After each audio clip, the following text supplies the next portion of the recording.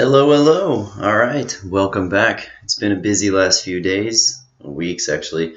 I have not been able to do a Bible video in quite a while. I've been playing around with my video editing a little bit, so hopefully this works out. I'm going to put the actual King James version of what I'm reading up on the screen for everyone to follow along with if they want to, and this way you don't have my face dominating the screen, although I'm sure it's very much enjoyed. Getting to the Christmas season. It's been getting pretty busy, but now I'm on Christmas break and relaxing. What better way to relax than with some Bible study? Am I right? I thought so. All right, so Exodus 18. This is actually one of my favorite chapters, and it's nothing deep. There's nothing really profound. There's nothing really moving about it. It's just such a great example of the KISS method. Keep it simple, stupid.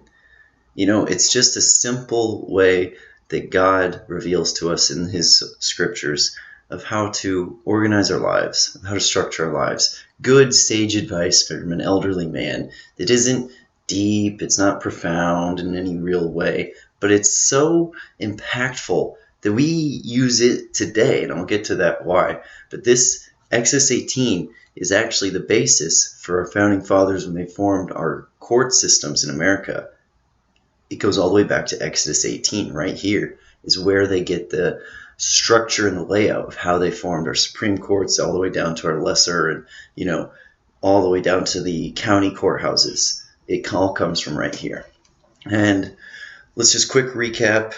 Exodus 17, the people are still looking at Moses as God in a way. Now they know that he's given the words of God, but it's all through him. Everything's coming through Moses. So they're looking to him instead of to God. They're not looking to get answers from God themselves, get revelations from God themselves, to put their trust in God, or to put their doubts, turn them over to God. No, they're using Moses for all this stuff, and he's getting fed up with it. He can't handle it all. He's like, why don't they just trust you, Lord?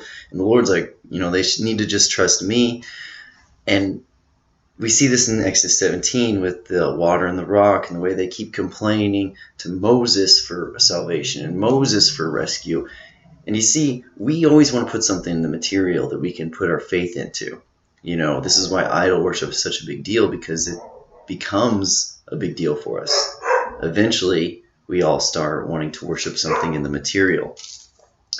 And Moses is in the material. Also, when you put your faith in a man, it leaves room for complaint. You see, R.C. Sproul talks a lot about how we don't know what we are, and we don't know what God is. God is holy. He's divine. We are not, and it's hard for us to comprehend. But when you have a man that you're looking to, like Moses, you can complain. If you truly believe in a creator, holy, divine God, there's no room for complaining about things anymore. And we want to do that as human beings, and the Israelites certainly want to do that. They're it's kind of their national pastime, at least back then, or maybe still, is complaining about things. So Moses is like, ugh. And Jethro, his father-in-law, comes along, and we'll get into that, and kind of shows him a better way. So I'm going to read from the New King James Version, but this is the original King James up on screen here. And Jethro, the priest of Midian, Moses' father-in-law, heard of all that God had done for Moses and for Israel, his people. Yet the Lord had brought Israel out of Egypt. Then Jethro, Moses' father-in-law, took Zipporah, Moses' wife, Jethro's daughter, after he had sent her back with her 2 sons, for whom the name of one was Gershom, for he said, I have been a stranger in a foreign land, and the name of the other was Eleazar, for he said, the God of my father was my help, and he delivered me from the sword of Pharaoh. Quick side note, this is what they did. You named your child after what was going on in your life at the time, or what happened around the time of their birth. It's literally a word that means that certain thing. I have a lot of fun with my nieces and nephew the other day, looking up what their names actually meant. My nephew found out that his means he's wealthy, and my niece found out that hers means she's a princess. Anyway, Moses has been off on basically a war campaign. He went off to Egypt to free his people, brought them out of Egypt. The Pharaoh's chariots chased them. They had to get away from the Red Sea. So he sent his children and his wife away somewhere safe to be with their father-in-law. Because his father-in-law, I don't get super into the genealogies. The Bible tells us not to, so I'm not going to look it up. I'm not too worried about it. But Jethro was not necessarily of the line of Jacob. Now, he's a follower of God. Because remember, Abraham's covenant, all Isaac, Abraham, and Jacob was to be a priest unto the world, to spread the message. Abraham grew a following. So there were people that believed in God that weren't of the line of Jacob, obviously. They weren't even of the line of Abraham, but they had heard of it and were following it. Now, Jethro may have been of the line of Abraham through an offshoot. Again, I don't really care about the genealogies. The point is, he didn't go into Egypt with the descendants of Jacob. He stayed and homesteaded. Shout out to the Bears. And you'll see this homestead mentality come back into play when he gives the advice. But he's off homesteading, following God's law as best he can, providing for his family. And this is actually where Moses goes and learns most of what he knows about God, is when he leaves Egypt and lives with Jethro. And Jethro is the first real male father figure in Moses' life that isn't a total corrupt weirdo, because he grew up in Pharaoh's palace, raised by Pharaoh's daughter, and everyone in Pharaoh maybe was somewhat of a father figure, but again, they didn't really accept Moses because they knew he's part Hebrew, and Pharaoh wasn't necessarily a good father figure, so Jethro's the first one that really shows him a godlike father figure, and Moses has a lot of respect for him, and we'll see that in a minute. So he sends his wife to be with her father, his father-in-law, with their two sons, to take care of them during the war campaign. And basically what's happening is they're coming back. Think about the videos of the soldier coming home and the family hugging him, those tear-filled videos. This is basically what's going on when Jethro comes back with Moses' two sons and his wife. The big dangerous part of the campaign is over. You're safe to be with your father again, your husband, and I'm going to bring you back home. All right, so verse 5. And Jethro, Moses' father-in-law, came with his sons and his wife unto Moses unto the wilderness, where he encamped at the mount of God. And he said unto Moses, I, thy father-in-law, Jethro, am come unto thee, and thy wife, and her two sons with her. Verse 7. So Moses went out to meet his father-in-law, bowed down and kissed him, and they asked each other about their well-being, and they went into their tent. Okay, Moses, realize this, could basically be a king at this time. He isn't, and he doesn't wish to be, but again, I just explained how the Israelites are looking to him almost as God, or as a God figure, as a God priesthood type person. He's the one, he's the guy, he's the Neo, the one. But he doesn't want any of that. He's more of a humble guy. Jethro, a simple homesteader, just a relatively well-off farmer and sheep herder. But yet Moses bows down, shows obedience, kisses him, asks about his well-being. Great advice, fellas. Be respectful and honor your father-in-laws. Now, not every father-in-law is as good a person as Jethro. I understand. There's going to be some shady characters. But whoever they are, this is the man that raised the woman that you love, that you married. Show them respect. Show them honor as much as you can. Again, there's different scenarios, but no matter what, they raised the woman you love. Show them some respect. And then you can be friends with them. Because again, this Jethro character is a father figure to Moses as well. All right, verse 8. And Moses told his father-in-law all that the Lord had done to Pharaoh and to the Egyptians for Israel's sake, all the hardships that had come upon them on the way, and how the Lord had delivered them. Then Jethro rejoiced for all the good which the Lord had done for Israel, whom he had delivered out of the hand of the Egyptians. And Jethro said, Blessed be the Lord, who has delivered you out of the hand of the Egyptians and out of the hand of Pharaoh, and who has delivered the people from under the hand of the Egyptians. Now, I know that the Lord is greater than all the gods, for in the very thing in which they be excuse me, in the very thing in which they behaved proudly, he was above them. Then this was God's plan from the get-go. He was going to show that he's greater than all these other gods of these other countries. He was going to destroy the world's greatest empire at the time, greatest country, greatest power, with no army, with basically no fighting. He was going to wipe them out, wipe all their power away. So Jethro was like, wow. Again, Jethro's living a good life. He understands God. He understands the way. But for the most part, he's kind of like, I compare him to, I don't want to offend anyone, but like basically your modern day Catholics, great people, but they don't really care that much about the church and the dogma. They just, there's a creator and, be good to each other. And that's basically the end of it, That's why when Moses went to live with Jethro, he kind of saw a good life through him, but it was through the other priests in the area that he learned really about God. Because Jethro, it's not that he was unconcerned, but he had more pressing matters in his mind. But even he has that Midwestern, I guess I would call it, value that, of common sense and an understanding that there's something bigger. And he sees that there's something bigger, and clearly he sees the biggest thing is the God of Abraham, the God of Moses, God of Israel. Then Jethro, Moses' father-in-law, took a burnt offering and other sacrifices to offer to God. And Aaron came with all the elders of Israel to eat bread with Moses' father-in-law before God.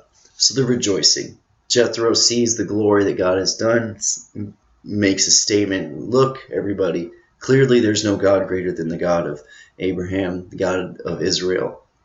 Look what he's done to Egypt. My eyes are now open. And they celebrate. And Moses has his family back. Jethro gets to spend a few days with Moses and these people. They get to rejoice in what God has done for them. It's a great celebration. God loves to celebrate. Jesus' first miracle was turning water into wine at a wedding. He's all about righteous celebrations. All right, verse 13. And so it was on the next day that Moses sat to judge the people, and the people stood before Moses from morning until evening. So when Moses' father-in-law saw all that he did for the people, he said, "What is this thing that you are doing for the people? Why do you alone sit, and all the people stand before you from morning unto evening?" And Moses said to his father-in-law, "Because the people come to me to inquire of God. When they have a difficulty, they come to me, and I judge between one and another, and I make known the statutes of God and his laws." I'm going to pause real quick here. Now, is what Moses doing evil? No. But is it right? No. Okay. Now, Jethro's about to explain why, but I'm going to quickly do it in a more modern version. He's becoming a crutch for the people. See, they go to him to inquire of God. When they have a difficulty, they come to Moses, and Moses is judges between one another and makes known what God's statutes are. He's a crutch instead of going to God themselves, because again, like I just explained in Exodus 17, they still look at Moses as the God figure instead of God himself. They're looking at Moses. Everything has to go through Moses when God wants them to come to him, like Jethro and his people do, because Jethro and his people don't have a Moses figure. Yes, they have a priest, and Jethro will talk about that. So God wants us all to eventually be able to come to him on our own. Now, he knows not everybody's always going to be able to do this, and he knows that people need help and guidance. So Jethro will also get to it and explain how Moses should appoint other people, because you don't want people, first off, to always have a crutch to lean on. You want them to kind of seek to do it on their own. You really don't want them to have one specific person, one specific crutch. That's why they all look to Moses as this end-all, be-all power person where we can put all our faith or all our doubts on him. You have to spread it out. You can't have the one person, because then they get looked at as this venerated person. and it takes the glory away from God. Whereas if you have a multitude of people who all have the same understanding, the same logos-driven mentality, the same focus on God, everyone can see that all these people connect to one source, to God. Whereas when it's just one person, then people can see that one person as being the source itself. So you need to have a multitude of people. Anyway, Jethro sees this, and Moses explains what's going on. Jethro's like, what? Now understand, I'll get into it more in a second, but Jethro is a simple homesteader. Now, okay, maybe simple's a bit too much. He has a relatively successful, but just taking care of his and his own farm, homestead, shepherd, nomadic. They're taking care of their own.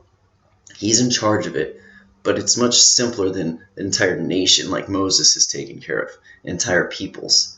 Jethro's just taking care of his own. But he's doing a good job of it. And he thinks everything through the simple method, the keep it simple, stupid, the KISS method.